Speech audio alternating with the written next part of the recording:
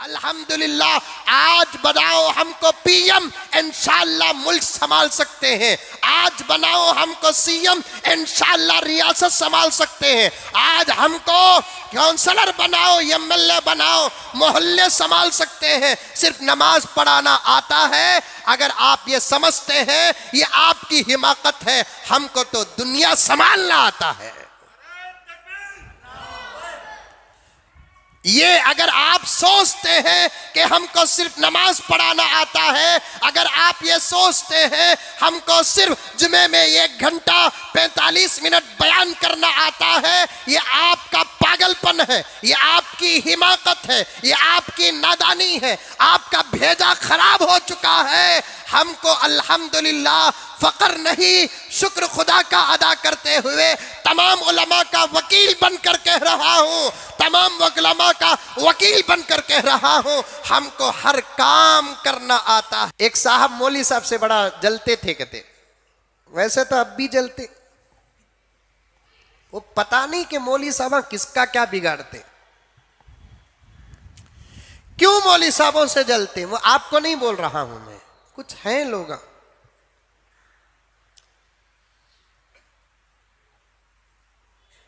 मौली साहबों से जलते और हमेशा मौली साहबों के बारे में बोलते रहते। लतीफा बोलता हूं, बात आ गई, इंशाल्लाह उन्वान छोड़ता नहीं।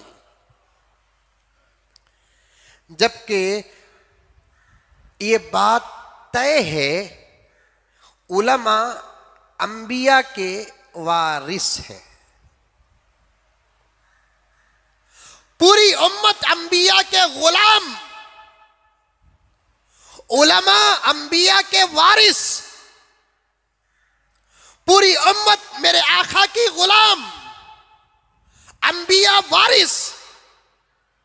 क्या फर्क है गुलाम और वारिस में? आप पूछे तो जवाब दूं।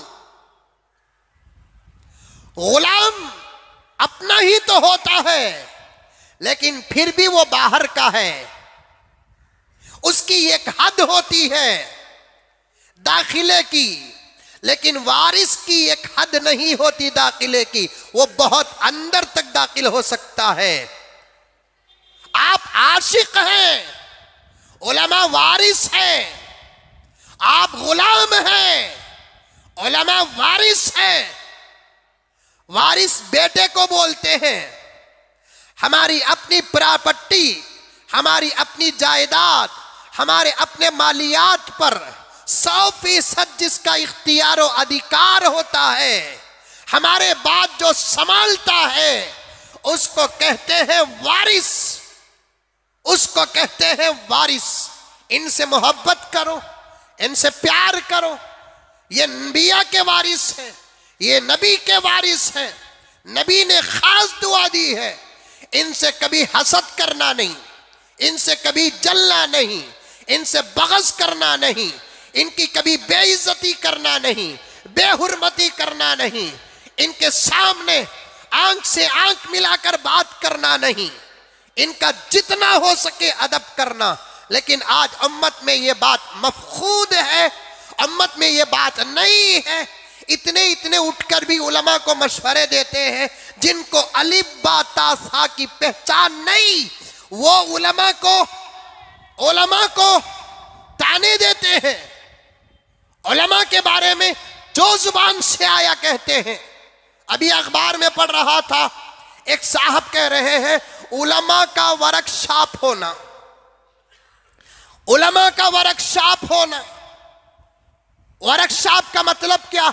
उलमा की तरबियत के इदारे होना। कितनी बड़ी तौहीन है ये, कितनी बड़ी जिल्लत है ये। क्या मदरसा उलमा का वर्कशॉप नहीं? क्या दारुल उलूम उलमा का वर्कशॉप नहीं?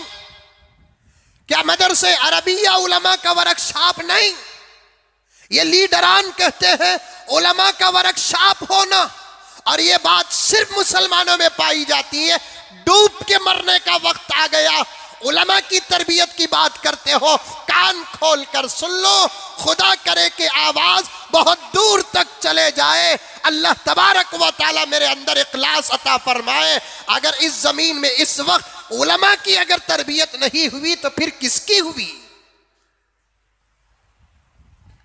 उलमा की अगर तरबियत नहीं हुई, अगर उलमा तरबियत याफ्ता नहीं है तो फिर कौन है तरबियत याफ्ता? जरा सामने तो आ जाए। अगर उलमा की तरबियत नहीं हुई तो फिर कौन है तरबियत याफ्ता? उठकर तो खड़ा हो जाए। उलमा सफ़े अव्वल के तरबियत याफ्ता हजरात हैं जो 8 साल 7 साल की उम्र से तरबियत हासिल करते हैं, 25 साल तक तरबियत पाते रहते हैं। किससे? मुहद्दिसीन से तरबियत पाते हैं, मुफस्सिरीन से तरबियत पाते हैं, फुक़हा से तरबियत पाते हैं, कुरान खोल कर तरबियत पाते हैं, हदीस खोल कर तरबियत पाते हैं, खुदा और रसूल की निगरानी में तरबियत पाते हैं। फिर उलमा के वर्कशॉप की बात, ये इससे ज्यादा हिमाकत वाली बात कोई और नहीं हो सकती। तरबियत तो उनकी होना है, वर्कशॉप तो उनके लिए खोलना है जिनको सजदा तक करना नहीं आता, जिनको सना तक पढ़ना नहीं आता, जिनको सूरह फातिहा तक पढ़ना नहीं आता, जिनको हलाल और हराम की तमीज नहीं है, जिनको तिजारत और रिश्वत की तमीज नहीं है, जिनको खाने के आदाब नहीं मालूम, उनके लिए वर्कशॉप की जरूरत है। उलमा के लिए वर्कशॉप की जरूरत नहीं है। लोग तो कहते हैं कि उलमा को वर्कशॉप की जरूरत है, उलमा को तरबियत की जरूरत है। ला हौल वला कुव्वत इल्ला बिल्लाह। ये मेरा अपना जाती ख्याल पेश कर रहा हूं कि जो कहते हैं कि उलमा तरबियत याफ्ता नहीं है, उनका ईमान खतरे में है, खतरे में। और अफसोस है, हिंदू लीडरों में कोई लीडर नहीं कहता सामियों का वर्कशॉप होना, ईसाई लीडरों में कोई लीडर नहीं कहता कि फादरों का वर्कशॉप होना, सिख लीडरों में से कोई लीडर नहीं कहता गुरुओं का वर्कशॉप होना, मुसलमान लीडरान में से बाज कहते हैं कि उलमा का वर्कशॉप होना है।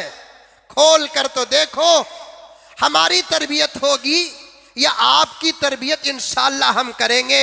हमारी तरबियत किसी को करने की ज़रूरत नहीं, न किसी लीडर को करने की ज़रूरत है, न किसी गीडर को करने की ज़रूरत है।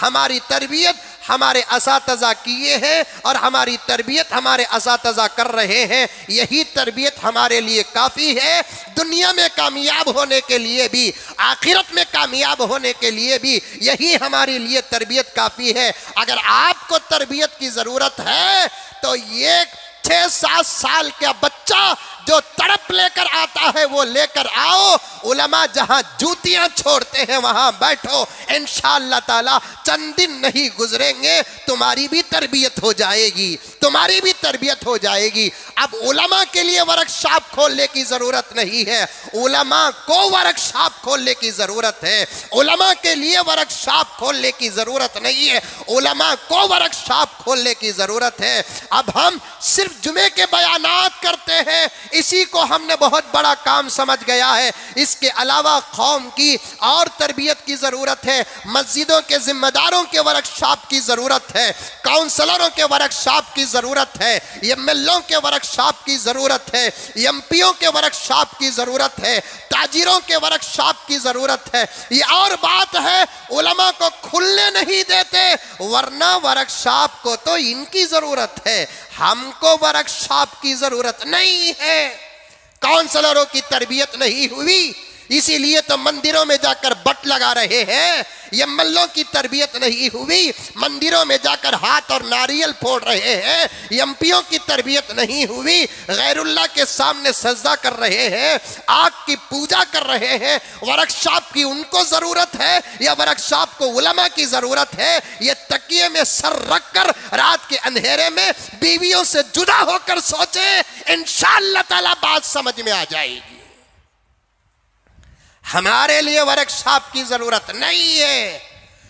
15-20 साल हमने मदरसों का साया पाया है, 15-20 साल हमने असातिज़ा के सामने ऊंट की तरह दो जानू होकर बैठे हैं, आलती पालती, और कुर्सियों में नहीं बैठे। हमारे लिए वर्कशॉप की जरूरत हो।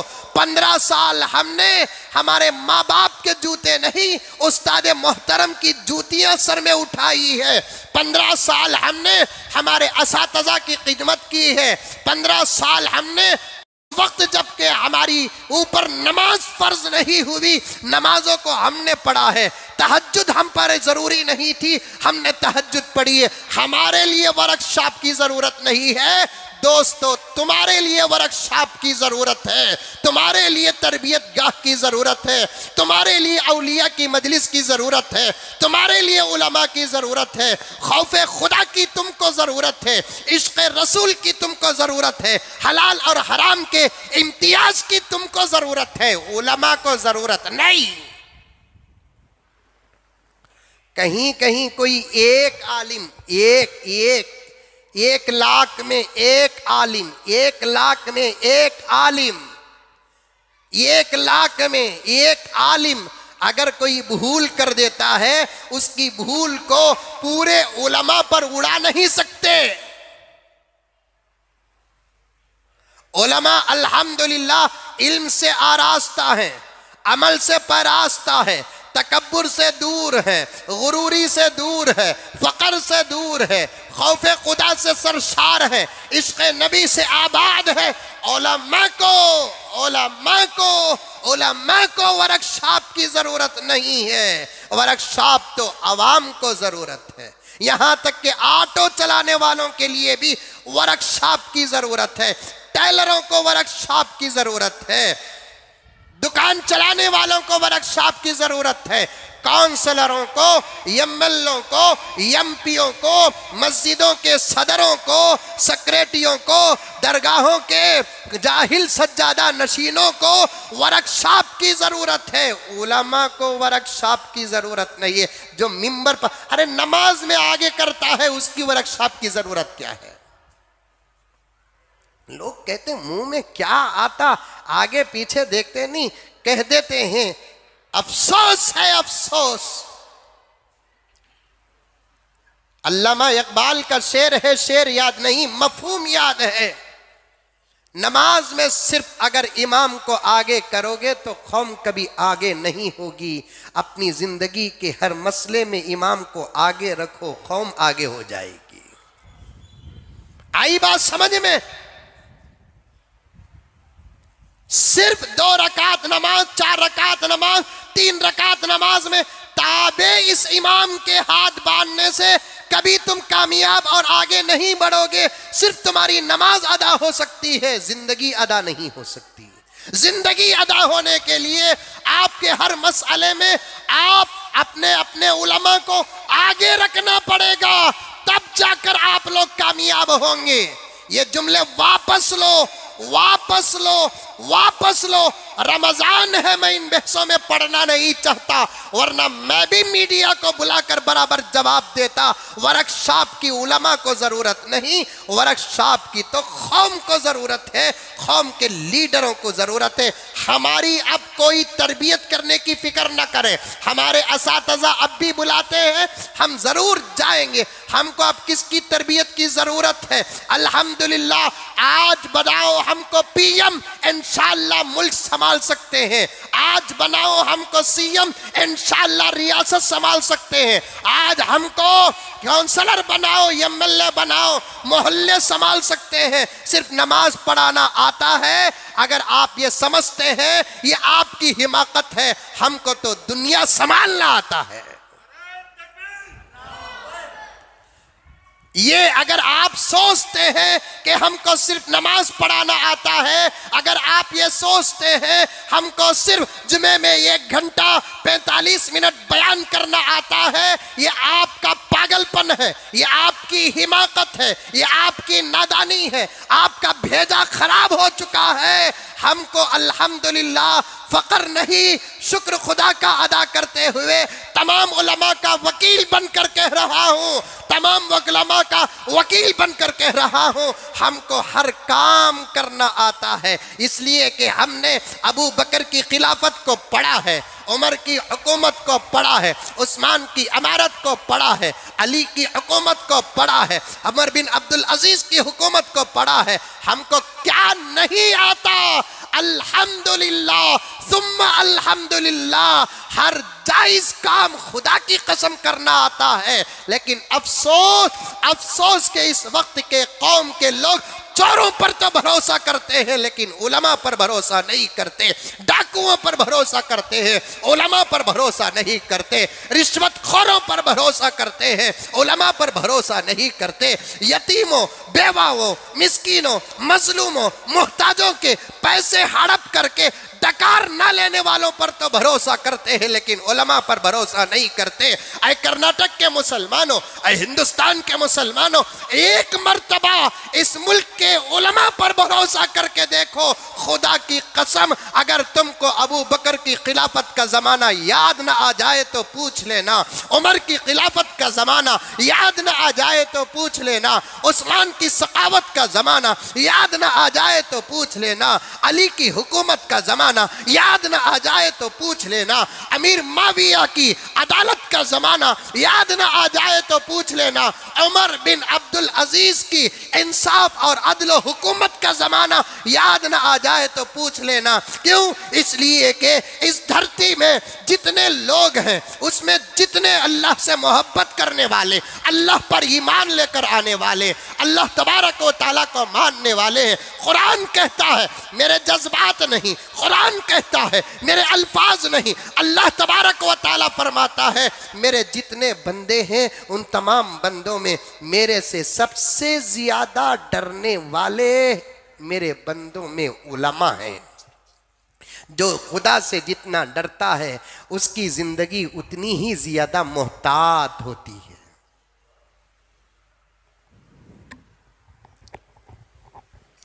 हजरत अली, हजरत अली एक मर्तबा अपने गुलाम के साथ कहीं जा रहे थे, हुकूमत का काम, कूफे के गलियों में गुजर रहे थे। अचानक अपने गुलाम से कहा कि तू उतर, मैं भी उतरूं, तू यहीं मेरे घोड़े को देखते हुए खड़ा रहे, मैं जरा इस गली को जाकर आता हूं। इस गली, ऐसा रास्ता था, ये गली सीधा गए, आधे पौने घंटे के बाद वापस आए, फिर घोड़े में बैठ कर गए।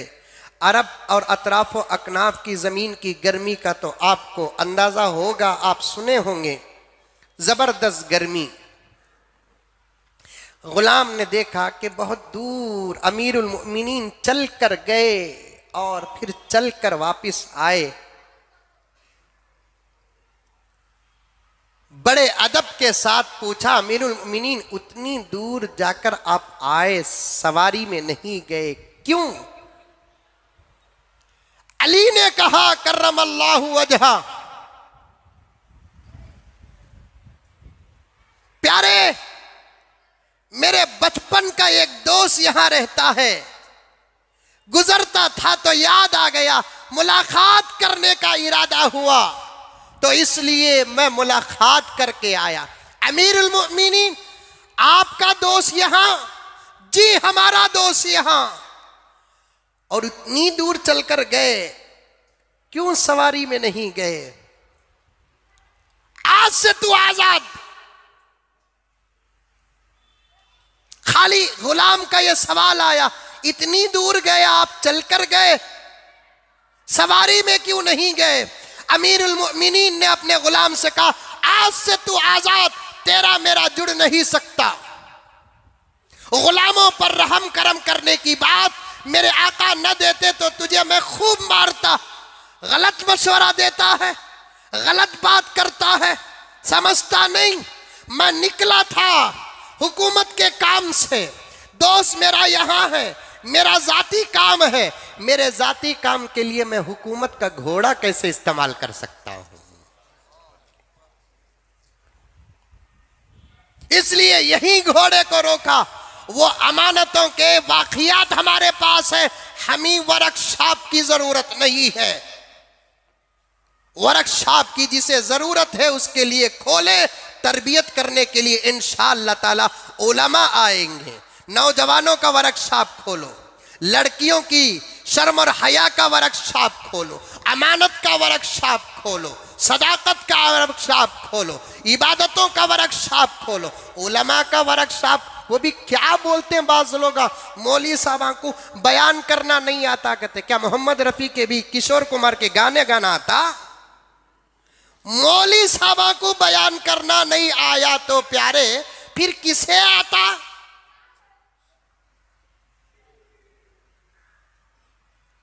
अजीब बात है,